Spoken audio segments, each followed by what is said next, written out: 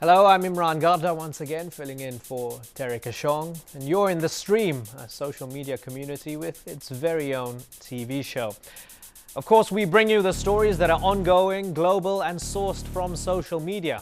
Today, anger over Muslim prayers in a Toronto public school, and the Simpsons cartoon gets a Kosovo twist.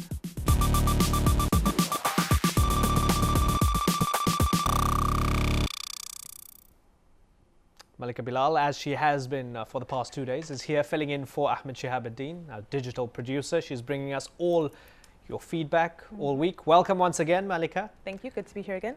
Also joining us on the couch is Amir Ahmed, who's a leading Sudanese blogger and curator of The Future of Islam in the Age of New Media. Thanks a lot for joining us. Amir, tell us a little bit about the future of Islam in the age of new media. Well, the future of Islam in the age of new media is a topic that's quite difficult to predict when it comes to the specifics.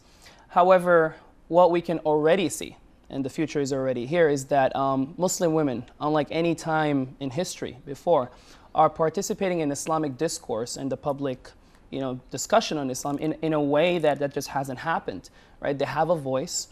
They're participating in interpretation, reinterpretation. And this was a field that was dominated by men for centuries, but I feel that that's changing. So that's just one aspect of the future of Islam in the age of new media and contemporary Islamic thought. We're going to see a lot more women. Islam is going to become more globalized, right, in how it's interpreted and how it's embodied in everyday life. So it's a very exciting time. But of course there are challenges because the internet is also a destabilizing force. And we're going to see that increase. And there are going to be challenges, but as I said, it's also going to create a lot of opportunities for fresh new perspectives and for people to come up and basically offer their ideas on how Islam can be embodied in modern day life and specifically how it can play a positive role. Yeah, well, there's definitely going to be a lot of overlap over your expertise, the things you're passionate about, and what we're going to be talking about, particularly our first story involving the prayer controversy in Toronto. Right. Now, of course, we want to know what stories you're following. You can tweet them to us with the hashtag AJStream. Hi, I'm Rasha Abdullah. I'm the chair of the Journalism and Mass Communication Department at the American University in Cairo, and I'm in the stream. For the past 3 years, Toronto's Valley Park Middle School has allowed an imam to lead Friday prayers in the school cafeteria. The school started offering the services because Muslim students were missing classes to attend prayers at a nearby mosque. This was, by and large, okay with most people, until conservative blogger called Blazing Cat Fur wrote a post criticizing what was happening in the school. Now, various groups are calling for an end to the practice. However, the focus has now turned to gender segregation after this picture of the prayer session emerged. You can see it on the screen over there. And now it shows girls standing behind boys, or sitting behind boys if you like. So you have the girls praying behind the boys, and then right at the back you have a distinction made. Girls who are menstruating are seated apart at the very back, and they're not actually involved in the ritual prayer. Now, critics are objecting to what they call discriminatory and sexist practices.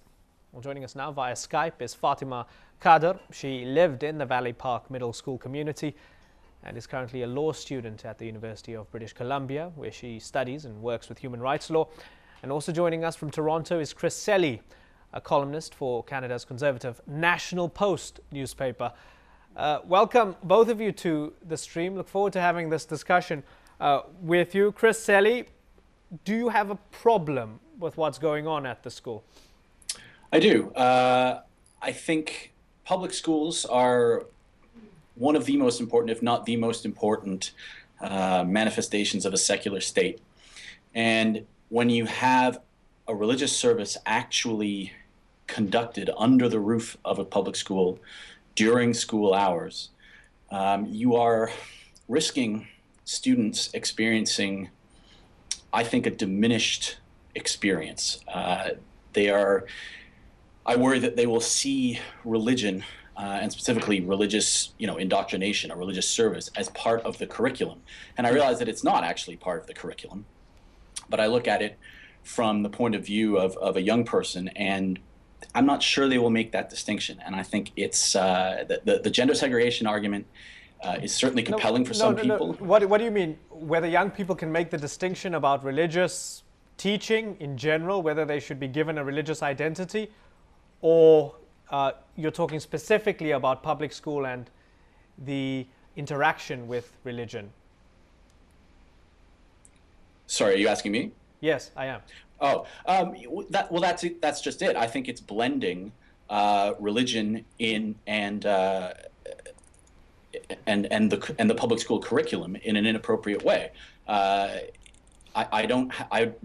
have far less of a problem with students leaving the campus to go to mosque than I do with it happening in the cafeteria. Fatima Kado?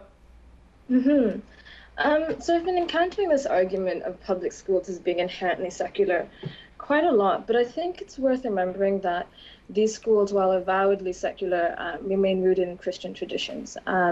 So for instance, we get time off for Easter, which is a deeply Christian tradition.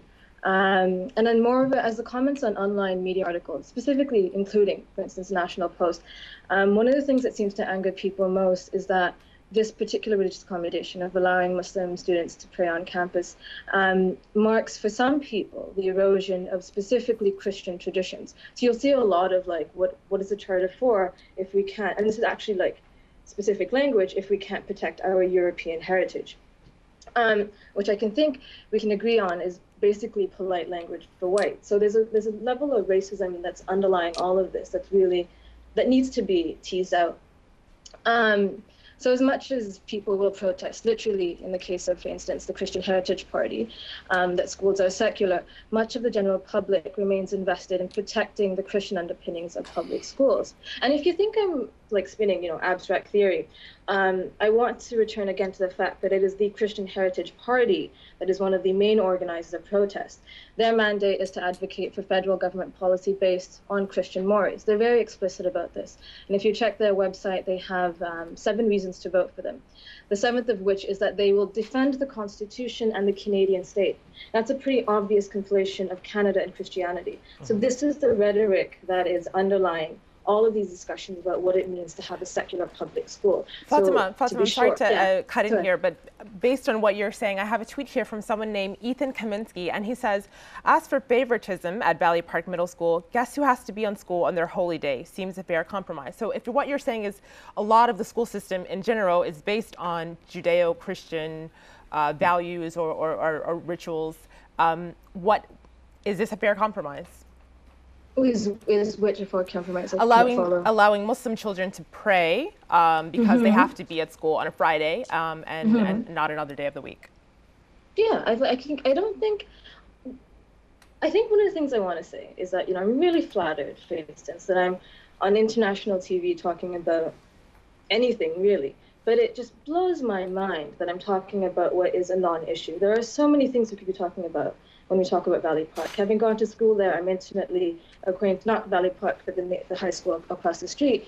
I'm intimately acquainted with sort of the issues, especially like social funding that afflict that school. But that we're talking specifically about how Muslims should or should not pray when they're in campus, whether they should or should not pray, is such a non-issue because, as has been stated, this has been ongoing for 3 years. There have been no complaints. The complaints have come from very extremist right-wing groups who do not themselves represent the mandates of their communities. For instance, the Canadian Hindu Advocacy is an extremist group. They don't speak for instance, all of the Hindu friends that I have who went to school with me, who were supportive of the ways that we practice religion in school. And I should also note that only about 1/3 of the Muslim students in that school actually attend the prayers. These are voluntary prayers. You can or cannot pray if you want to. No one's forcing you. No one's, going around and saying, why aren't you at prayer? Okay. So there's yes. Fatima, Amir wants to come in here. Let's give him a chance. Yes. I actually agree with you that, it seems that the people who are making the loudest noise about this, not all, but most of them tend to be right-wing extremists, theocrats, and, they've somehow allied themselves with organizations here in America who've been participating in the Park 51 protest, the so-called Ground Zero Mosque. However, just hypothetically, right, if other religious groups in that same school, let's say Hindus, Jews, they wanted to, to have prayer sessions and they wanted accommodation. let's say if that happened, will you change your mind regarding your stance? Should the school accommodate all religious groups? What do you think if that were to happen? I don't think there's a problem with accommodations for any religion, provided you do it with community consultations, with student input. The school has the mandate to decide how it will best accommodate all its various religious constituencies, and that's totally fine. We're not asking for favoritism just for Muslims. We're not asking for favoritism. The provisions for religious accommodation are already given in so many of our Canadian laws. That's not controversial, and we're not saying other groups shouldn't be able to access that at all. So I don't understand where this ethnic divide is coming in. Okay, Fatima, I want to bring in Chris, because Chris, I'm quite sure you would take issue with being lumped together with, as Amir said, right-wing extremist theocrats, and that, a lot of the people that are opposing this are from, or are of that ilk. I want to address the issue of gender apartheid, because for me it seems to be something that's a bit after the fact. Either you have a problem with prayer at school or you don't. The fact that people are bringing up the issue of menstruating women having to be at the back, seems to be a theological discussion over orthodox interpretation or liberal interpretation. And this is in all religions, whether Judaism, Hinduism, Islam, you name it. Most religions, in an orthodox view, seem to have an issue with menstruating women and ritual prayer. The gender apartheid issue, has it not, I argue, just been added to the debate to ensure that this doesn't seem to be a racist argument in opposing prayer at school? Not at all. I think that a lot of left-wing liberal people who don't have a racist bone in their body were really offended by seeing that photo. I happen to agree with you. I think it is beside the point. I think my problem with it is a religious service taking place in a school cafeteria. It's not a matter of what religion it is, and it's not a matter of what's being said. And it's not a matter of prayer per se. If it was just students praying on their own or in groups that were self-managed, I wouldn't have a problem with that. It's the actual religious services. But I completely take issue with this idea that just because some of the loudest voices on any issue, this one specifically, but on any issue, happen to be right-wing extremists or left-wing extremists or any kind of extremists, that it's therefore somehow illegitimate to discuss it. You have a lot of centrist voices in Canada. I mean, you've talked about my newspaper, but the Globe and Mail, which is centrist. You have Toronto Star columnists, it's a left-wing newspaper, who are dead set against this, and I don't necessarily share their reasons. Fair point, Chris. I just want to go to Malika to dip into one more tweet before we put this issue to bed. This is one more tweet, and it's kind of based on what you said. This is from Natasha Fatah, who says, why is it that in Mecca, men and women can pray side by side, but in a high school in Toronto, they can't? And it just seems, is this the issue? Or is the issue prayer? Let's pose that to Fatima then. Fatima, fair rhetorical question, I suppose, from Natasha. It is a fair question, and I think it's a question that we have a long-standing history in Muslim female communities of addressing, not just in the new media age, but from the heritage of Aisha, of all the female scholars that we turn to now. One of how we address female participation in Muslim discourses is something that we have so much history about. Oh, I keep saying that. But basically, my point is that if we are so concerned with how Muslim women should pray, then it seems obvious to me that we should be asking Muslim women, specifically the young Muslim girls who are praying. But in every single article that I have read on this, I have yet to have heard anything from any of those women. I mean, right now, not to be tokenizing, I'm the closest that anyone has come to speaking to someone who has attended that school. That is absurd. Okay. And that undermines everything that we're talking about in terms of Muslim female literacy. Articulately put, both Fatima and Chris, thank you very much for joining the discussion and sharing your perspectives with us. It's an issue that's not going to be solved overnight, but it's been fascinating discussing it with all of you. Thanks a lot for joining us in the stream. Thank you. Now you can follow the story on our website, stream.aljazeera.com. There it is. You can actually see it going live. There's an odd-looking chap over there. You can find more videos and links to some of our top stories, including the Toronto prayer controversy.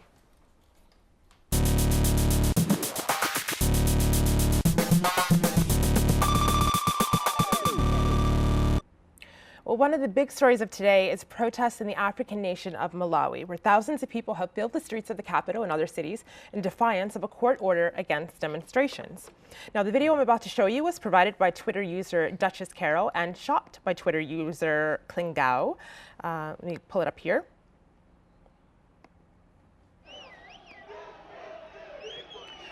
Basically, residents are expressing their anger over what they call restrictive government policies, as well as the fuel shortage and the rising cost of petrol. Witnesses say police used tear gas and barricades to fend off some protesters who torched government buildings and vehicles in anger. And now the internet is all abuzz with this story, and witnesses are using the search term #20July and #Malawi to post pictures, videos, and descriptions of what some have called rioting. Now, Twitter user Rafau described a scene for us from his location in the capital and provided these pictures. You can see on my screen groups of protesters lining up in several cities, and a slightly more graphic photograph below it of an injured protester. But the best source of information on these protests comes from the site faceofmalawi.com, and that's on my screen here. It's full of links, videos, pictures, news articles about the July 20th protests from people across the country. So that's just one of the stories we're watching today, but we want to know what you're following. Tweet us your ideas to AJ Stream. Thanks. Hey, I'm Delvin from Kurdistan, study IT and business in American University of Iraq, Suli. And now I'm in US, participating in an exchange program, and I'm in the street. Yes, you are. Now, there's a new Facebook phenomenon sweeping across Kosovo called the Pimpsons. Yeah, I'm not kidding, it's called the Pimpsons. This digital comic parodies politics in the Balkan state using characters from the popular US cartoon series The Simpsons. Activist Fisnik Ismaili created the comic strip after watching a press conference with Kosovo's top political leaders and US Ambassador Christopher Dell. Ismaili saw an uncanny resemblance between Dell and a Simpsons character named Comic Book Guy. Let's see if you think there is a resemblance. There's the Ambassador Dell. Let me zoom in a little bit. There he is over there. And then let's have a look at this character over here. I don't know. I mean, he's got a big belly, the Pimpsons character, so Dell might take issue with that. He might be a bit upset with that. And then there's a Facebook page as well. So he repeatedly describes Dell as the chief pimp of Kosovo, depicting him as a sort of puppet master of government officials. And the cartoon has resonated with Kosovars who are becoming increasingly angry with what they call too much foreign involvement, particularly US involvement in their country. Well, joining us now via Skype from Pristina, Kosovo, is Fisnik Ismaili, creator of, should I say it, the Pimpsons, or should I just keep my singing voice to myself? Oh no, finish it off. There we go. Now let's start the serious stuff. So do you really believe that the US or foreign powers are driving Kosovo's internal policies? Is that really what's behind this, or are you just being a little bit sneaky? Well, they are certainly influencing in quite a few occasions, influencing the decisions in the government in Kosovo. So I'm not just being sneaky. It's something that everyone knows, and there've been a few, should I say, incidents that that have been going around lately. So I just took that and I did, I put it in a different sort of way, portraying those things. I'm looking at the Facebook page, and you have almost 16,000 people liking the page. And Yes. with no disrespect to your country, it is a very small country. So per capita, I would perhaps suggest that a lot of people are interested in this, that you have gained a lot of momentum and a lot of support for this movement. May I also add that many people do not dare to like it because they don't want their names appearing there, because of several reasons. The best way to actually tell you how much, how many viewers this has had is, I just checked it now. It had 5.5 million post views in 3 months. Oh, that's a startling figure. Amir, you want to come in there? Yeah, I'd actually like just to know what's your goal, your big goal with the Pimpsons, obviously besides, exposing what's happening in the political scene and mocking it through funny stories.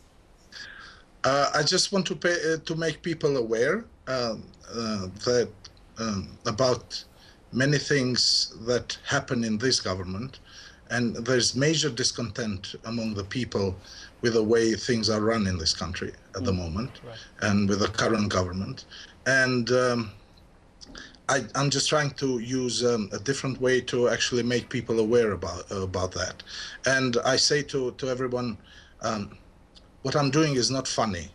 It's portraying a reality which has become a joke in this country. Wow. So I guess I'd question, can you shed a little light on what it is that you want either the U.S. to do or not do? And that's in reference to this tweet we have from someone named Omar Abbas, who says, the U.S. should focus on its debt problem and unemployment problem rather than meddle in others' internal affairs.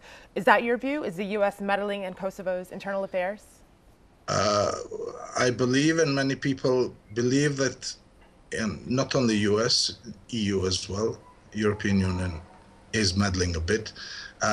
We believe that although we're a new country and we've been around for only 3 years since we declared independence, we are able to run our country ourselves. I think that's... And rather have internationals as partners rather than influencing the decision our government makes. It's a fair point you make, Fisnik. And I want to come in there because the cynical geopolitical view of this is that perhaps the price Kosovo had to pay for getting the United States and the Europeans and others to recognize the unilateral declaration of independence and to support Kosovo's independence and breaking away from Serbia, despite all of that opposition from Serbia, from Russia, etc. The price you had to pay was to sell your soul a little bit, to allow yourself to be dominated a little bit by these foreign countries. That's looking at it in the sort of cold, harsh